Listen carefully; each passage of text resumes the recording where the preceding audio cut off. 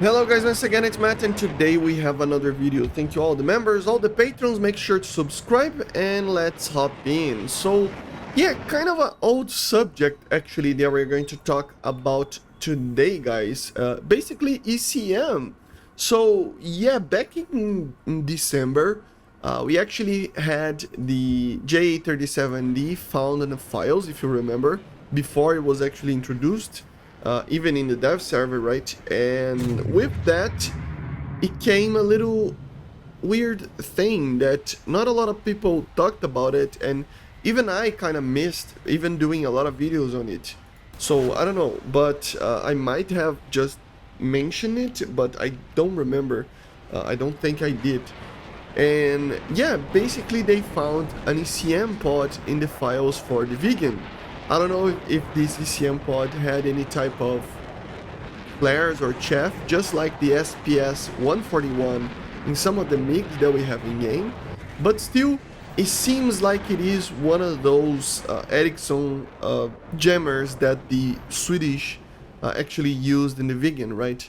And yeah, let's talk a little bit about that. Will ECM ever be added to War Thunder? I think yes, but we are far from it, I think. They are probably going to add some other stuff that need to be added before that, right? So, like RWR, like ground raiders, like other types of missiles and stuff, other type of air-to-ground weaponry and other minor things like that. But in a general sense, I think ECM pods are going to come in the future of War Thunder. They might just not decide to not add it. Of course they might do that, and go basically for a path of having just a kind of a more pure like engagements, you know, or a way that you fly in the game. It would be less filled with stuff to do, because ECM obviously is majorly classified stuff, so it is even hard to actually find stuff on how ECM actually works. I even did a video like 6 months ago probably that I talk a little bit about that it's just impossible to really know how ECM works in real life, because we barely have anything. We know that it is, I mean, it can jam stuff and make sure that nobody is actually knowing your distance and lock some of the, and basically overwhelm the radar, the ground raiders, to make sure that you are more stealthy in a certain area or something like that, right? But in a general sense, it is really hard to find information about it. We can always go back and look to DCS, and even DCS, I mean, it's not even close to what it is in real life, apparently. It is a very simple type of ECM that they have there in the game. Basically, it's just emitting a lot of signals from your aircraft, making everybody see you, you know, a little bit easier. But also, there's so many targets for the radar that it kind of doesn't know the distance of the target unless it kind of goes a little bit closer to it, and then you can basically burn through the ECM and actually detect the target. So how it works on, especially in Flaming Cliffs, is just how a very basic overfilling the area with targets, so making sure that the target, the aircraft that it's targeting you, will not know your distance. So if you get a lock, for example, you can try to turn the ECM on to try to break lock, because there's a lot of targets there for the radar and a lot of frequencies and stuff.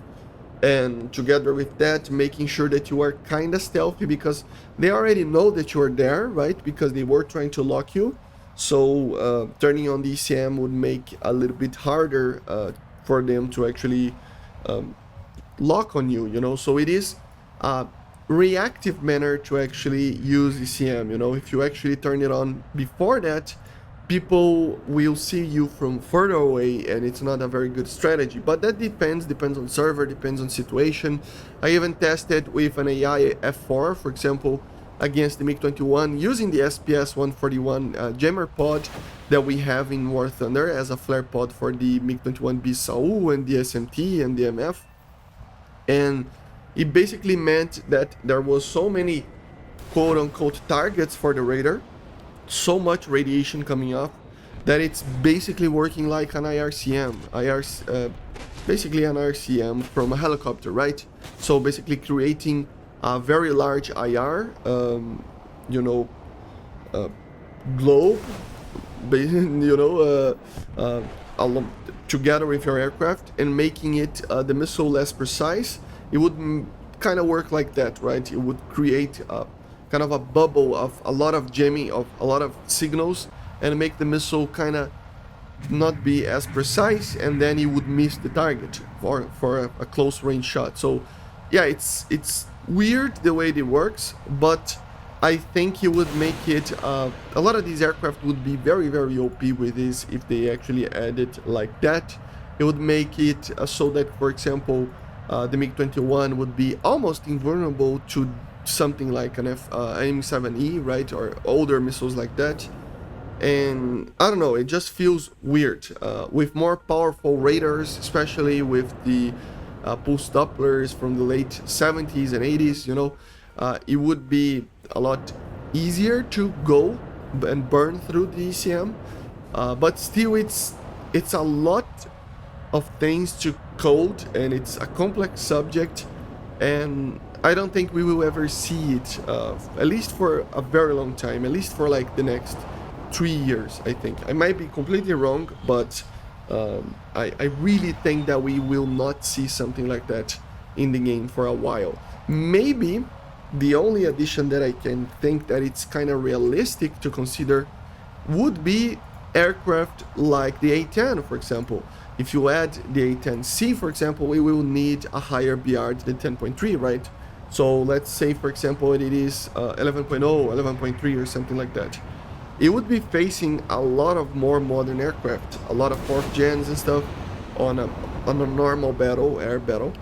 And with that, even though it's not supposed to be like fighting aircraft like that, the aircraft would have a little bit more of an advantage over all of those having the ECM, right? So they can, if they want to, they can add for certain aircraft, but I think it would be just weird and kind of a unrealistic scenario, right? For example, the MiG-29 at 913 that we have in game, it has internal ECM. So it's not a pod that it needs to take, it just has ECM. So yeah, they will not add it, even though the aircraft had it. It's weird, right? So it would be just kind of unrealistic and a very weird kind of situation. So I still think that we will not see ECM anytime in the future, at least for the short term, for at least like 1 or 2 years. And even with the addition of ECM that we might see sometime, it would need a complete probably breakdown of the code and build it up again for radars and stuff, because it is a very, very complex subject, as I said, still very classified. So it would be a very, very it would be very, very much in the guesstimation kind of situation, right? So they would guess how it is in real life and do a kind of a simple system to make it so that it kind of has a meta and how it works, and then would be implemented like that. Is this realistic? No, not at all. It would fit the meta that they want to fit in, but it would be kind of limited on that, right? It would not be realistic at all. So it's kind of weird. So I don't know, it just feels that it's such a powerful thing in real life and such a complex thing in real life that we might not even see at all in War Thunder, and I would kind of agree with that. But anyway, let me know in the comments what you think about this. Do you think ECM has a place in War Thunder? Do you think it is coming very soon? Some aircraft would be very powerful with it. As I said, the MiG-29 has internal ECM, so it doesn't even need to carry a pod or something that other aircraft like the F-16 would need to use, right? I think, if I'm not mistaken. So yeah, it depends very much on aircraft, depends very much on nation and other stuff like that. but it would be very interesting to see nonetheless. If it's added or not, I would be eager to test it out and see how it works. But anyway, as I said, let me know in the comments if you think there is a place for it, and I see you guys on the next one. Make sure to subscribe, and bye guys.